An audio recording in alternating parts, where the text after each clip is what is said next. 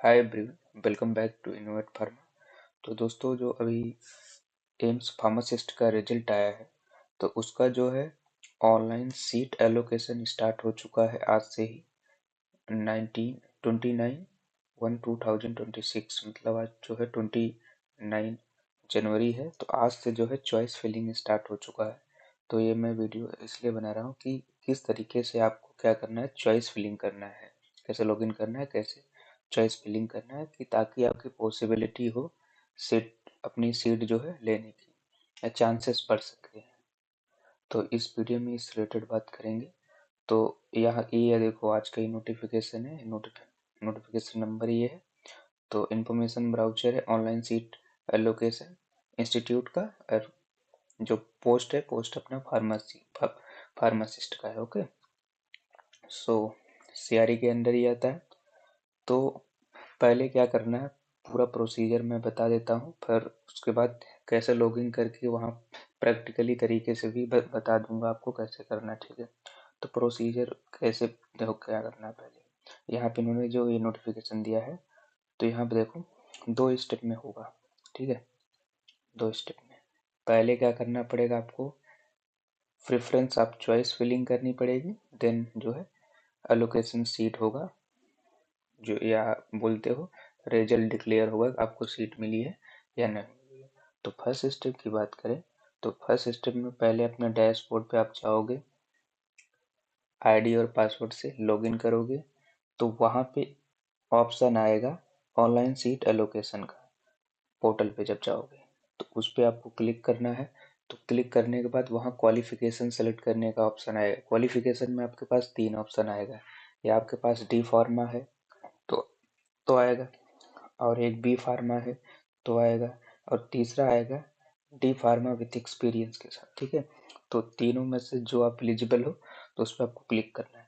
उसके बाद आपको क्या करना है, प्रेफरेंस अपना चॉइस फिलिंग करना है कि कौन से इंस्टीट्यूट में आपकी सीटें कहाँ हैं, उस हिसाब से आपको फिल करना है। कैटेगरी वाइज भी हो सकता है, यूआर का भी हो सकता है।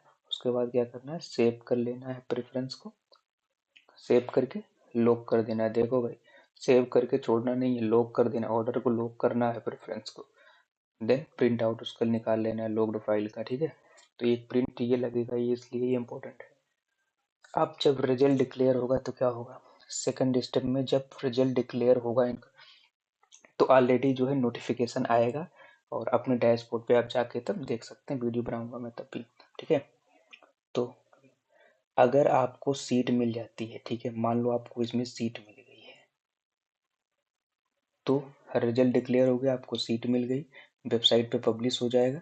तो आप क्या करोगे, वहां से जो एलोकेशन, प्रोविजनली एलोकेशन लेटर होगा, वो आप क्या करोगे, डाउनलोड कर लोगे। ठीक है, देन फिजिकली जाके रिपोर्ट करोगे कंसर्न जो आपका इंस्टीट्यूट होगा, जो आपको अलॉट हुआ होगा। तो ये डेट भी देंगे उस नोटिफिकेशन में कि इतने दिन के अंदर आपको वहाँ पे फिजिकली जाके डॉक्यूमेंट वेरिफिकेशन कराना है। तो ये पूरा, अगर जिसका नहीं हुआ है तो दूसरे राउंड में पार्टिसिपेट कर सकता है अगर सीटें बचती हैं तो ये पूरा सिंपल प्रोसीजर होता है। ठीक है, और रिक्वायर्ड डॉक्यूमेंट्स क्या है, तो डॉक्यूमेंट्स मैं आप बता देता हूँ आपको। नीचे स्क्रॉल करोगे तो यहाँ पे डॉक्यूमेंट भी दे रखा है, तो डॉक्यूमेंट बहुत इंपॉर्टेंट है।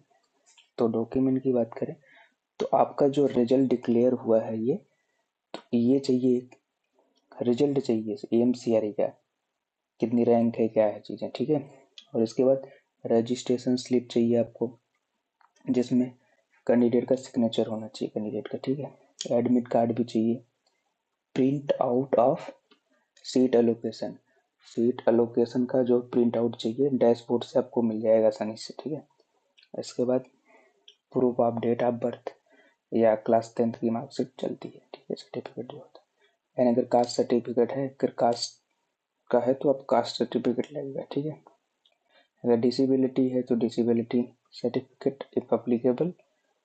और इसके बाद एनओसी, एनओसी अगर आप कहीं भी काम कर रहे हैं, कोई भी सेंट्रल स्टेट गवर्नमेंट बॉडी के अंदर, तो आपको एनओसी चाहिए, तो वहाँ से एनओसी आप निकलवा सकते हैं। ठीक है, उसके बाद सबसे इम्पोर्टेंट ही है, वैसे इम्पोर्टेंट सभी हैं, तो proof of essential education qualification is very important.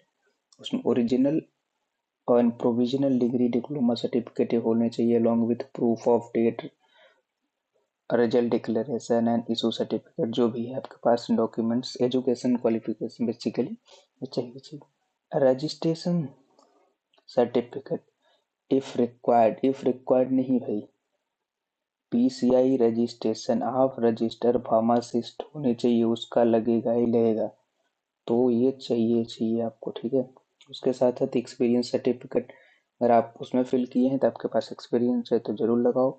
A copy of original ID card, proof कोई भी आईडी का अपना, ठीक है, जो गवर्नमेंट की तरफ से इशू हो, ठीक है।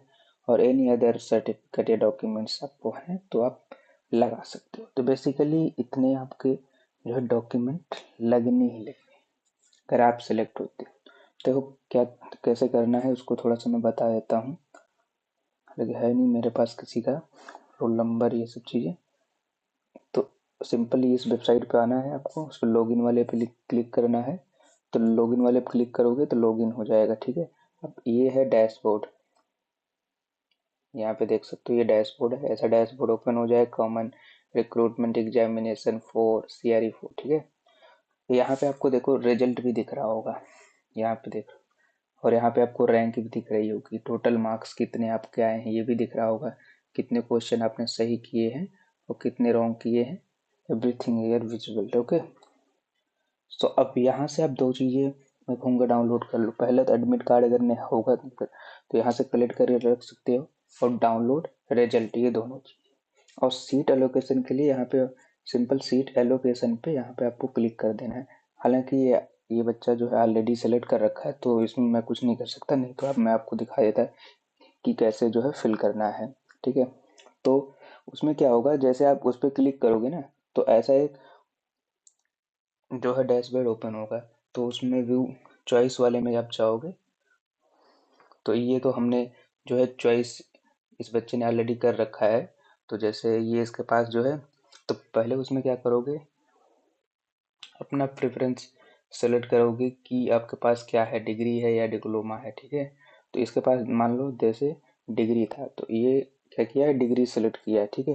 और इसके पास चॉइसेस, उसके बाद नेक्स्ट करोगे तो चॉइसेस की लिस्ट आ जाएगी, कौन कौन हॉस्पिटल में, अब हॉस्पिटल कह रहा हूँ, किस एम्स में कितनी सीटें हैं, सीटें नहीं आएगा मतलब आपका अकॉर्डिंग टू